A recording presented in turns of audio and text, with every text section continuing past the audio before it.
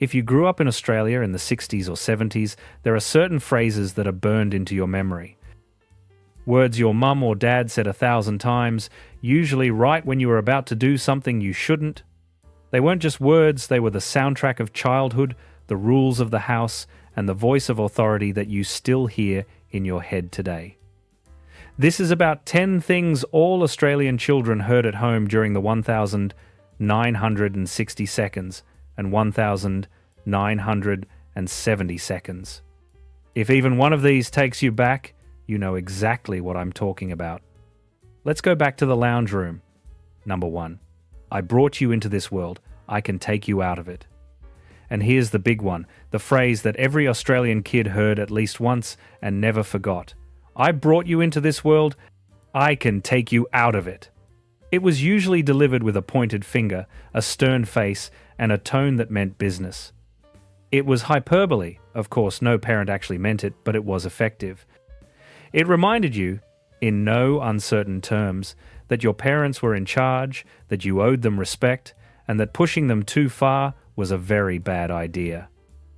It was part threat, part reminder, part declaration of authority. And it worked.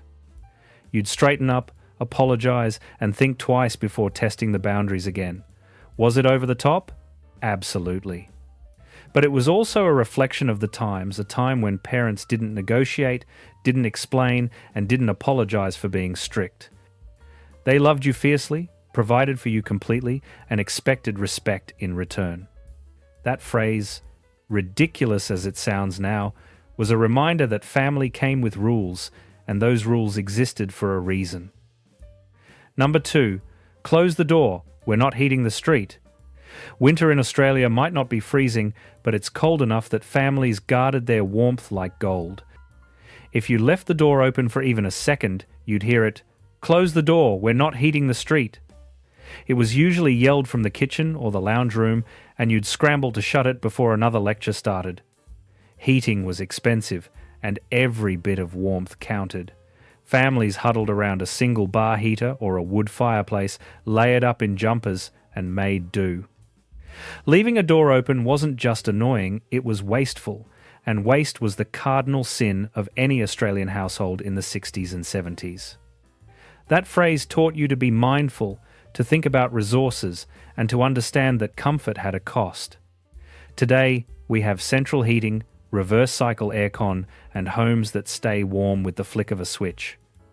But if you grew up hearing, "Close the door," you still feel a twinge of guilt every time you leave one open. Number 3, go play outside. If you were hanging around the house, getting underfoot, or worse, looking bored, your mum would point to the door and say, "Go play outside." And off you'd go, barefoot, with no plan, no supervision, and no idea when you'd be back. You'd ride your bike, climb trees, build cubbies, kick a footy, or just wander the neighbourhood with your mates. There were no playdates, no scheduled activities, no parents hovering over you with sunscreen and snacks. You just went outside and figured it out. That phrase wasn't lazy parenting, it was freedom. It taught you independence, creativity, and how to entertain yourself without a screen. You learned to navigate the world on your own, to settle disputes without adult intervention, and to come home when the streetlights came on, dirty, tired, and happy. These days, kids are scheduled, monitored, and driven everywhere. But back then, go play outside was the greatest gift a parent could give you. Number 4, because I said so, that's why. Ask any Australian who grew up in the 60s or 70s what the most frustrating phrase of childhood was, and most will say this, "Because I said so." That's why.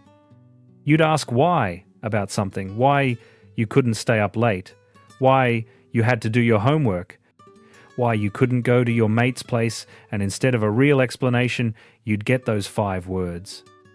It was the end of the conversation, the full stop, the reminder that your parents were in charge and you weren't. It drove you mad at the time, but looking back, it taught you something valuable: authority, boundaries, and the understanding that not everything in life comes with a detailed explanation. Sometimes you just have to trust the people in charge and get on with it. Did it stifle curiosity? Maybe. But it also taught you discipline, respect, and the art of accepting things you can't control. In today's world, kids are encouraged to question everything, but back then, because I said so, was all the reason you were going to get. Number 5. Wait till your father gets home. This was the nuclear option. If you'd really pushed your mum to the limit, she'd deliver the ultimate threat. Wait till your father gets home.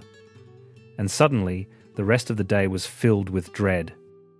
You'd sit quietly, hoping she'd forget, praying Dad would be in a good mood, knowing full well that when he walked through that door, you were in for it. Dad was the enforcer, the final word, the one whose disappointment cut deeper than any punishment. Mum ran the house during the day, but Dad's authority was absolute. It wasn't always fair, and it definitely wasn't soft, but it kept the house in order. That phrase taught you about consequences, about hierarchy, and about the fact that actions have ripple effects. It also taught you to respect both parents in different ways, Mum for her patience and Dad for his presence. These days, parenting's more collaborative, more balanced. But back then, wait till your father gets home was the line that made every Australian kid think twice. Number 6. Turn that racket off. If you were a teenager in the 60s or 70s, you lived for music. The Beatles, the Rolling Stones, AC, DC, Skyhooks, whatever was on the radio, you cranked it up as loud as the record player or transistor radio would go. And then, like clockwork, you'd hear your dad yelling from the other room, "Turn that racket off!" To them, it wasn't music, it was noise, chaos, a sign that the world was going mad. But to you, it was everything. It was rebellion, identity, and freedom, all wrapped up in 3 minutes of electric guitar. You'd roll your eyes, turn it down just enough to avoid a row, and keep listening. That phrase represented the generational divide, the clash between the old world and the new.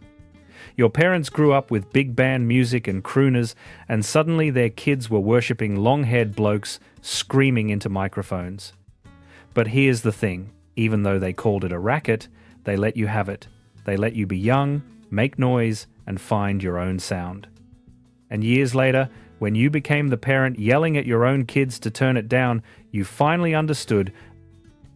Number 7, I'll give you something to cry about. This one still sends a shiver down the spine of anyone who grew up in the 60s and 70s. You'd be whinging about something small, a scraped knee, a lost toy, a sibling who annoyed you, and your parent would snap, "Stop that crying, or I'll give you something to cry about." It was a warning shot, and you knew exactly what it meant. Discipline back then was swift and firm, and emotional displays weren't always tolerated. Parents had less patience, not because they didn't care, but because life was tougher, and complaining wasn't going to change anything. That phrase taught you resilience, whether you liked it or not. It taught you to toughen up, to save your tears for things that really mattered, and to understand that life wasn't always going to be soft and forgiving. Was it harsh? Absolutely. But it shaped a generation that learned to push through hardship without falling apart at the first sign of trouble. Number 8.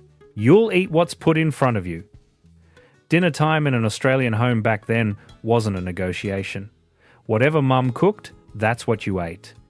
No alternatives, no special orders. No, I don't like that. If you complained, you'd hear it loud and clear. You'll eat what's put in front of you. And if you still refused, the plate would be waiting for you at breakfast. There was no wasting food, no throwing out leftovers, and definitely no room for fussiness. Meals were simple meat and 3 veg, casseroles, stews, or maybe a roast on Sundays. Mum worked hard to put food on the table, and you were expected to show gratitude by finishing what you were given. It sounds harsh now, in an age of dietary preferences and allergen lists, but back then it was just common sense. Food was expensive, nothing was wasted, and being grateful for what you had was a non-negotiable value. That phrase didn't just teach you to eat your veggies, it taught you respect, gratitude, and the understanding that not everyone in the world had a full plate. Number 9. If your friends jumped off a cliff, would you? Every time you tried to justify something by saying, but everyone else is doing it, your mum or dad would hit you with this classic. If your friends jumped off a cliff, would you? It was their way of saying you're responsible for your own choices, not your mates. And honestly, it worked. You'd stand there, caught out, realizing that everyone's doing it wasn't the bulletproof argument you thought it was. It taught you to think for yourself, to question the crowd, and to understand that just because something's popular doesn't make it right. In the 60s and 70s, peer pressure was real, whether it was nicking something from the corner shop, wagging school, or trying a cigarette behind the bike sheds. That one phrase was your parents' way of reminding you that you had a brain and you were expected to use it.